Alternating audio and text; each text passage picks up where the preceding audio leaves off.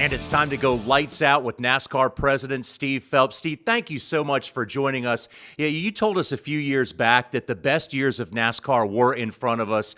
Evidence we saw of that this weekend and last weekend with the electricity this year of the Daytona 500 and the quality of racing that happened in Atlanta. It's got to be a really good feeling for you guys and the sanctioning body to see what we've seen so far this year. Yeah, we're feeling really excited, John, about the racing thus far. I'd even go back to the Clash at Bowman Gray. Um, the crowd was electric. I thought we had some really good short track racing, some beating and banging, some tempers flaring, everything to expect from a racetrack of that size. And then to transition to the Great American Race and just really fantastic racing there. And then Atlanta. I mean, Atlanta has turned into just a really incredible racetrack for us. And the next gen car puts on really, really good racing for the mile and a halfs. And I think Atlanta's, kind of at the top of that group.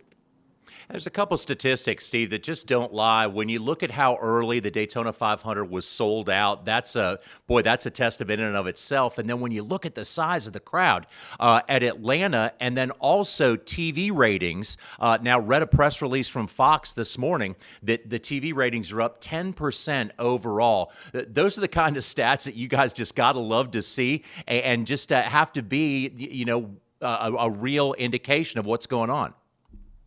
Yeah, I think for us, attendance is important, obviously, and having full grandstands. The 500 selling out early is, to your point, is a really good thing. That speaks to the importance of that race, kind of our Super Bowl, if you will. Um, but Fox and making sure Fox's ratings are where we need them to be, which is up, is terrific. The red flag we had at the 500 really cost us a really, really big number, probably between 9 and 10 million average viewers, instead of the roughly 7 million that we had. But you're going to have that, right? It's a sport that, weather plays a part, obviously, and we need to keep everyone safe. Most importantly, our competitors. And so we, keep digging. But yeah, it's been a good start on the ratings front and the attendance front. And also, Steve, I think when you go back to there were so many things that people would say, or actually people in the business would say, we can't do that, or that would never happen. And I think never is a word right now that NASCAR just doesn't use because of some of the things we're seeing, the international flavor now that we have, going back and revitalizing some of these racetracks like Rockingham, Bowman Gray, North Wilkesboro. 3 or 4 years ago, people said can't. And now it's obvious that you can. Yeah, I think if you think about schedule variation, John, it's an important thing for us. And we want to make sure with the North Wilkesboros, the Rockinghams, the Bowman Grays, that there's a nod to longtime fans that, hey, these traditional places where we've raced in the past are important to us, and they're an important part of our future. But also places like, the Clash when we built, at the LA Coliseum. That was important. Or Chicago Street Race, or going to Mexico City this year. Um, it's kind of a mix of things where we're getting kind of some traditional things and a nod to those, again, to those long-term fans or longtime fans, but also looking to develop the brand further and geographic expansion, and looking to do a street race was an important thing to prove that we can do those things, because it opens up other opportunities both here domestically but also globally, and that's something that we'll continue to look at. Hey, Steve, to clarify for the fans, I think earlier this year, actually before the season started, there was a lot of headlines that were out there that said, quote, NASCAR is for sale. But the way I read things when I went back to it was that NASCAR is seeking, if it's available, financial partners. That's kind of the way it's always been. Or is it NASCAR for sale? What's the real data there? Yeah, there was an article that was written that was a bit misleading. I can assure you 100% that NASCAR is not for sale.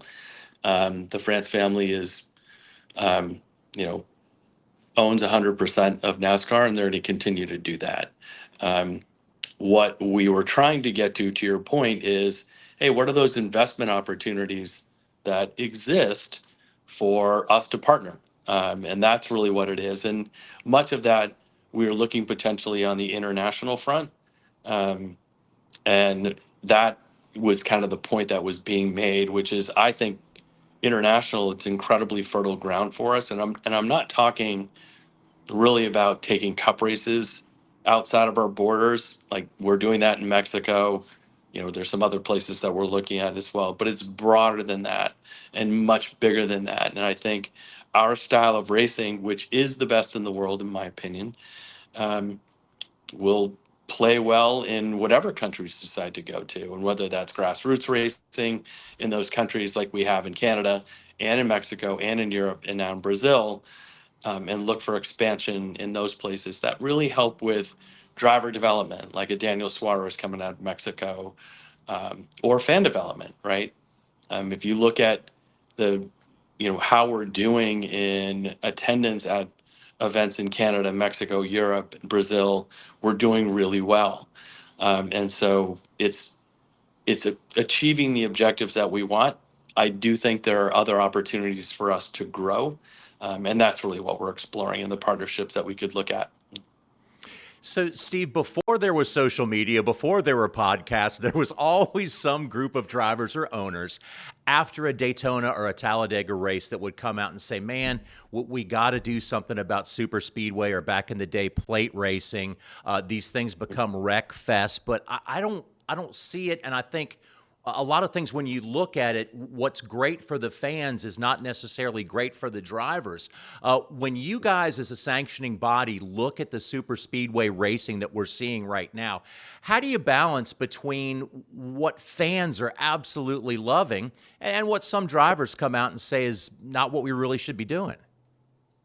Well, I think, we all work for the fans, right? Whether you're a driver, you're a team, you work at NASCAR, it's all about the fans and serving the fans. And we need to be smart about what it is we're doing there.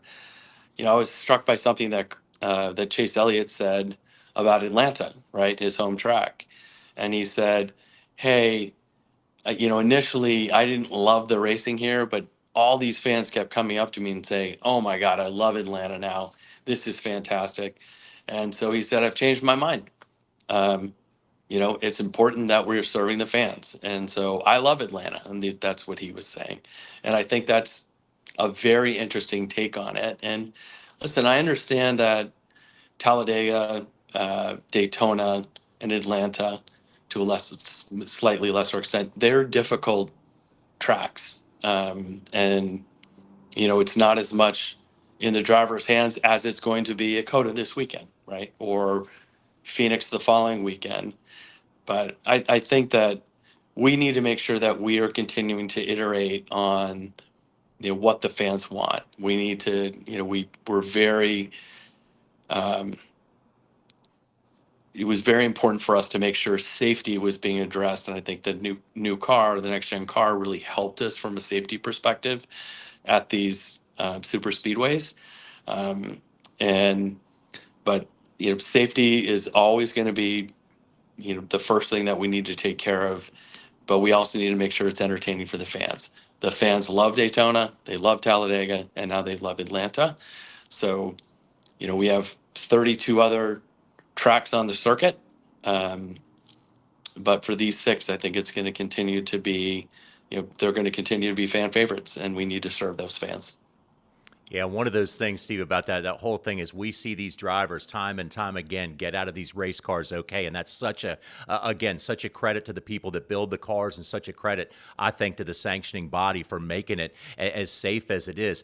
So much talk over the last couple years, really, in months, about other OEMs, other manufacturers coming in. I think that's something that a lot of people are talking about. Where does NASCAR stand in terms of different manufacturers either re-entering or entering for the first time? Yeah, I was nothing to announce today, John.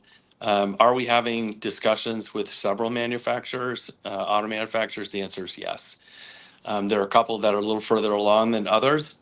Um, Whether those come to fruition and they join us in the future, I don't know.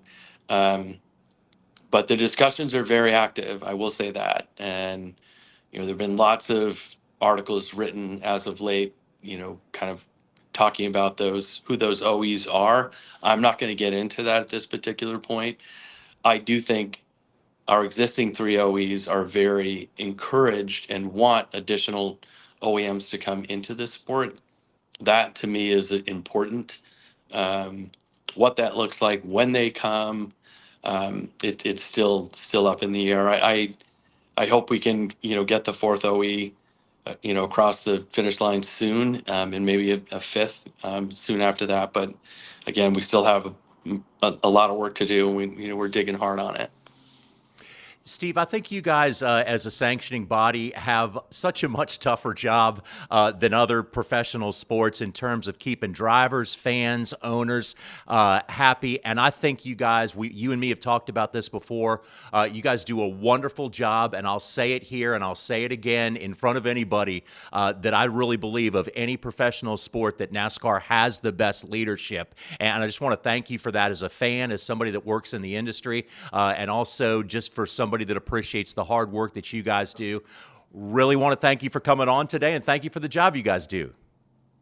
Well, thank you, John. It's always a pleasure to talk to you, and I appreciate the very kind words.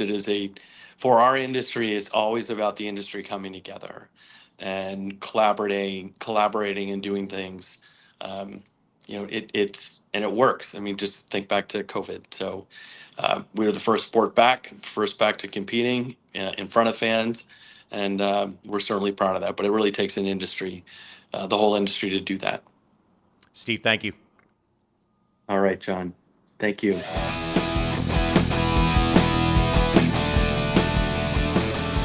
It is time to go lights out with driver Spencer Boyd.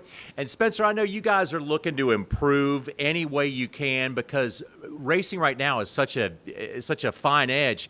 But you guys are already off to a great season start so far. But also, what you guys have is the best finish ever at Atlanta. Yeah, we're really excited. Kicking off 2025. Atlanta has definitely not been an amazing track for me over the years. So to click off a top 20, 19th was really good. Lead lap finish.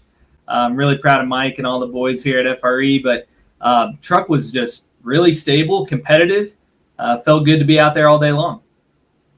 And also, Spencer, one of the things we talked about when we were on the grid talking, that you guys, once you unloaded this truck, in comparison to last year, we know that barometer for all of us in racing is that stopwatch, that your times that you guys unloaded with good speed and had that confidence of the speed before you even started the race, which we never know what's going to go on within a race. But the fact is that you guys have picked up speed from this time last year.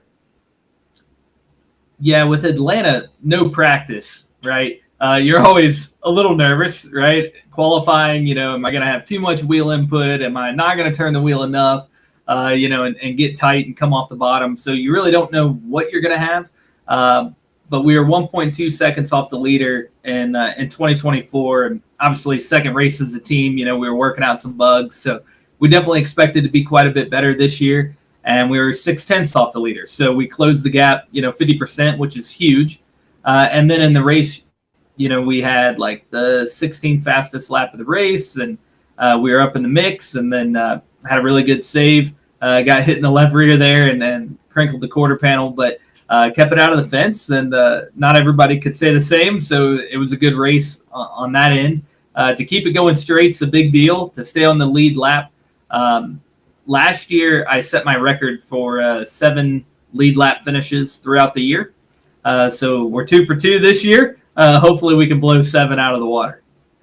Yeah, so really when you look at if we were sitting here, Spencer, honestly, 5-6 years ago, and we were saying you were on the lead lap finishing 16th in the truck series, that might be a so-so type of finish. But man, when you look at what has happened just over the last few years in the truck series, the competitiveness, and anybody who's watching is going to tell you, you go 20 deep in these trucks these days in terms of who's going to be able to have a good finish.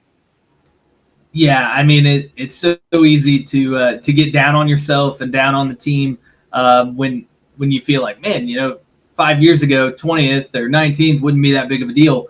And I raced trucks at that time where you would expect to be in the top 20 every week, just hands down. But this field is so deep. Thor Sport bringing 5 trucks, McAnally 4 trucks, Spire 4 trucks. I mean, you do the math, and there's 4 or 5 teams that make up a majority of the field. And then you're like, okay, well, where are we going to fall? What's going to be a good day? And last year, a really good day was a top 25. And this year, it seems like we can click off some top 20s. And hopefully we can keep that going. That's obviously our plan for sure. But when you're building an organization, you always are going to look at years previous, who you drove for before, how competitive the field is. And when you start doing the math, I feel like we're going in the right direction. So a lot of exciting things. So one thing for sure, Spencer, that we all know, and one thing that Freedom Racing does a great job at, is keeping the sponsors on the truck and keeping them happy, because we all know it's a fact of life. No sponsors, no racing. So you guys have some fantastic partnerships, and they've been front and center so far this season with Daytona and Atlanta. Yeah, Daytona, just makes sense to have Tibbetts Lumber on there. They're a great partner. They have 15 lumber locations in Florida. So Daytona is a big one. They had over 250 employees out at the race. Was hoping to finish better than 19th. To be honest, we had a good truck. We finished 5th there last year. So we weren't 100% thrilled with 19th, but ultimately the truck came back in one piece. And, all in all, we had a good day. And the crew did a great job. The pit crew had 0 mistakes. So we checked a lot of boxes, and Tibbetts Lumber has been a great partner. We had Angeli on the passenger door. She passed away about a week and a half before the race. So she was an integral part over 30 years at the company. Loved the racing side of the program, and just unfortunate loss. And we tried to give her the best run we could, and that was probably the toughest part. Was like, man, it's tough to be excited about 19th. We wanted to go get a top 10, top 5 here, and then going to Atlanta. Tohatsu outboard boat engines have been with us and growing over the last 16, 18 months, and they have several primary races this year, and for them, bringing dealers out to the racetrack is what it's about. Doing something different, kind of combining that bass fishing, love the outdoors and NASCAR. It's a really good mix, and Bass Pro's done a great job with it over the years, and we've seen that partnership grow. So it's awesome to have Tohatsu out there. We had 10 dealers from the Southeast at Atlanta. They love the racetrack. They love the racing. I feel like Atlanta's made some really good improvements over the last couple of years, and it was a pleasure to have them out to the racetrack and put on a solid show. So how much does it help you, Spencer, when you guys are able to go to sponsors these days? What we've seen so far this season, and this is just a plain fact, that NASCAR racing on TV is up about 10% in viewership. We saw the butts in the seats at Atlanta and Daytona. That there seems to be a great groundswell right now of viewership and people coming to these races. Just a really good buzz around NASCAR's 3 Top Series. There truly is. In the sport of NASCAR, you're always going to have this battle between, NASCAR as an industry, the tracks, the owners, the fans. So you always have that going on. People want one thing and it's another. But right now, it seems like everybody is satisfied. Everyone's happy. Ticket prices are good. There's a lot of butts in the seats. There's a lot of people watching it on TV. I see a lot of social media growth on my end. So I'm recognizing new names that pop up that are commenting every week. And I'm like, okay, that's fantastic. I've been a part of the sport 11 years now, so really fortunate for that. But I've kind of seen this wave, and it seems like we're picking up momentum as a sport and industry. And there's new partners getting involved. There's people seeing, look at, Pitbull. Was in NASCAR and helped grow Trackhouse, and obviously he's moved out of it, but he left a mark, and I think the sport in general is just going to the next level. It's really exciting to be a part of it, especially on the ownership side. And I think, Spencer, it's a pretty big misconception sometimes. I think people talk about, maybe the pitcher in baseball or the preacher. They say, hey, you guys only work one day a year. Well, I'm sorry, one day a week. But I think when it comes to a race car driver, that's about as far from the truth as it actually can be. Somebody in your position, you got to work on your driver skills. You got to work on simulation. You got to work with sponsors, and you also got to work on helping your race team day to day. I think you got a little bit more than a full-time job, don't you? I joke around all the time. I'm like, well, that the first day's over. We're gonna start day 2, and it's still Monday. But I got really good people around me, and one thing that Jeff Hammond taught me last year, I was kind of the guy that just like threw things at the wall. Like, hey, we're trying to get this partner. Hey, I'm going to this expo. I'm doing this, and it was just throw as much out there and hope it sticks.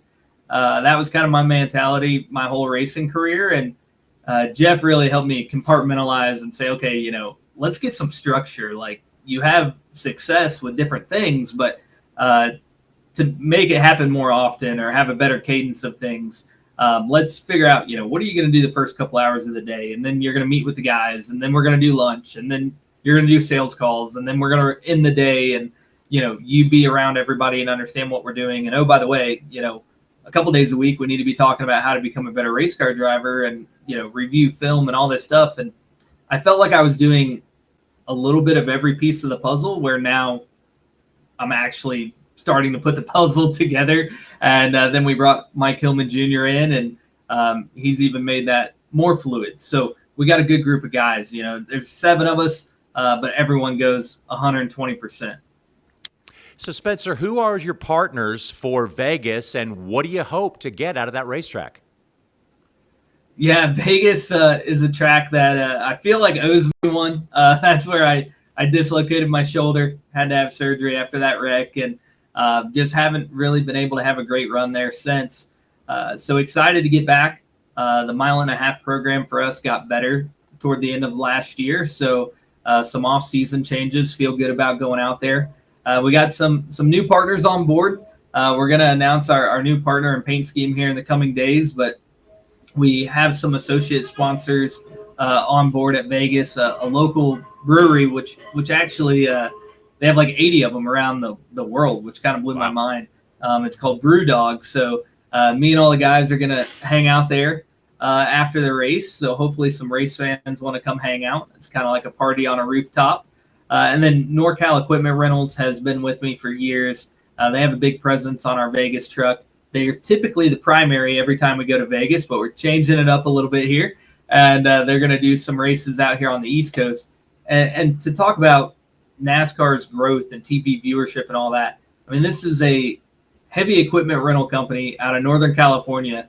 And they're like, hey, we want to advertise at the Bristol race and the Rockingham race. And when I hear things like that, I feel like 5 or 6 years ago, everybody was like, well, the track has to be within an hour of our headquarters. And the viewership's up and the excitement is up, that it's more about the experience and the hype around a particular race. So we're really excited to see people kind of get outside of their headquarters and do some things at some other racetracks with us. Well, Spencer, we love the news from your race team, and we're really looking forward to this season. We're going to talk to you after every truck race and chronicle the growth of your team, and it looks like you guys are off to a great start, and we're really looking forward to being along for the ride with you guys this year. Yeah, I appreciate it. We got some good people, so hopefully we can bring them on the show as well. I know Jeff would love to talk to you. And Jeff likes a camera. He's good at it. He doesn't shy away. Yeah, he looks good in front of a camera for sure. I tell everyone I got the voice for radio. So, but it's a pleasure. We're having a lot of fun. And Mike Hillman, we've had him on camera here recently, behind the scenes, talking about the shop and the guys and kind of the flow for our own social media. And I'm like, Mike, you might have to jump on the show and chat. Like, you got so many good stories about all these races back in the day and championships. And I'm around some guys cut from some good cloth. So hopefully it rubs off. Yeah, and Spencer, we're friendly guys here. We're easy to talk to. We're easy. That's right. All right, Spencer, thank you very much, man. Looking forward. Best of luck in Vegas. Awesome. Thanks, John. Talk soon.